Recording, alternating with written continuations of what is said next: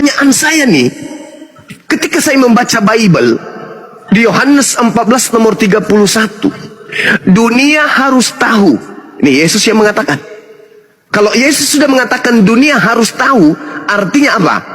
Orang Indonesia harus tahu bahwa aku Yesus senantiasa mendengarkan Bapa, senantiasa mengasihi Bapa yang ada di langit, dan melakukan pekerjaan-pekerjaan yang diperintahkannya untuk aku kerjakan.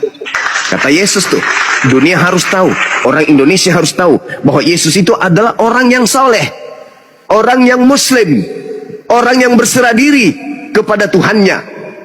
Apa yang diperintahkan Tuhannya, itu yang Yesus lakukan menurut Yesus, dan kita orang Indonesia harus tahu itu. Hari ini kok ada penyampaian di mana kita harus tahu bahwa Yesus Kristus itu adalah Tuhan itu sendiri. Siapa sebenarnya yang ingin kemudian diakui sebagai Tuhan selain daripada Tuhan? Siapa yang sebenarnya ingin diakui, ingin dilantik, ingin diagung-agungkan sebagai pencipta, sebagai sumber segala-galanya selain daripada Tuhan? Bukankah dia iblis? Bisa nggak iblis mengaku Yesus Kristus? Bisa. Apa buktinya iblis bisa mengaku Yesus Kristus? Yesus mengatakan sendiri, waspadalah kepada penyesat yang datang kepadamu dengan memakai namaku. Berarti penyesatnya menjual nama Yesus. Berarti penyesatnya memakai nama Yesus. Andai pada saat itu sudah ada KTP, maka penyesatnya itu bernama di KTP-nya dengan nama Yesus Kristus. Tolong dipahami ini dulu. Ketika kemudian Anda mendudukkan Sang Yesus Kristus yang adalah penyesat menurut Yesus, maka segala upaya Anda berikan kepada dia, segala lantikan, segala gelar, Maha Pencipta, Maha Kuasa, Maha segala-galanya, Anda nobatkan kepada dia. Benarkah Yesus anak Maria demikian? Tidak. Yesus anak Maria mengatakan, Yohanes 5 nomor 30, aku tidak dapat berkata-kata dari diriku sendiri. Nah sekarang Anda menjabarkan Yohanes 4 nomor 24. Tuhan itu adalah roh, maka sembahlah dalam roh. Tidak ada pengajaran di dalam kitabnya orang Yahudi, ilah yang disembah oleh mereka itu adalah roh. Tidak ada pencipta langit dan bumi, itu roh. Tidak ada ilmunya, itu nggak ada. Anda mau baca di mana literasi dalam kitabnya para nabi, tidak ada dikatakan Tuhan itu roh, Elohim itu roh, nggak ada. Sedangkan kata roh yang Anda gunakan itu bersumber dari bahasa Yunani yang artinya pneuma. Pneuma itu artinya hantu juga bisa. Coba Anda lihat tuh di dalam kisah para di dalam Lukas 24 nomor 37. Mereka murid-murid ketakutan sebab mengira melihat hantu. Hantu di situ apa bahasa Yunaninya? Pneuma. Sedangkan Yohanes 4 nomor 24 juga pneuma. Pneuma hotheos. Hantu itu adalah dewa. Itu terjemahan aslinya. Pneuma hotheos artinya dalam bahasa Indonesia hantu itu adalah dewa. Berarti Anda harus menyembah dewa di dalam hantu. Bagaimana itu ceritanya? Maaf nih, maaf saya bertanya, bukan menyimpulkan. Karena itu data di dalam kitab saudara. Nah, kembali saya simpulkan kepada saudara saya ini, sebelum saya izin sholat ibadat zuhur, saya katakan kepada saudara, bahwasanya Yesus mewanti-wanti kepada Bani Israel, bukan kepada Kristen. Andai saja Bani Israel kita ibaratkan warna hitam, maka Kristen warna merah. Kepada warna hitam, Yesus berkata, wahai warna hitam, ya paman, waspadalah kepada penyesat yang datang kepadamu dengan memakai nama Yesus Kristus. Dia akan menyesatkan banyak orang. Nah, penyesat datang kepada warna hitam ditolak.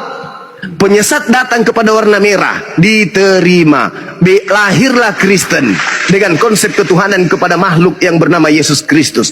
Warna hitam, Bani Israel, apakah menyembah Yesus Kristus? Nehi, tidak. Warna merah yang adalah Kristen, apakah menyembah kepada sosok yang ngaku Yesus Kristus? Yes. Sekarang yang mana yang menjadi korban? Yang hitam Bani Israel atau yang merah yang Kristen yang jadi korban penyesat yang ngaku-ngaku Yesus Kristus? Kalau Islam tidak mungkin.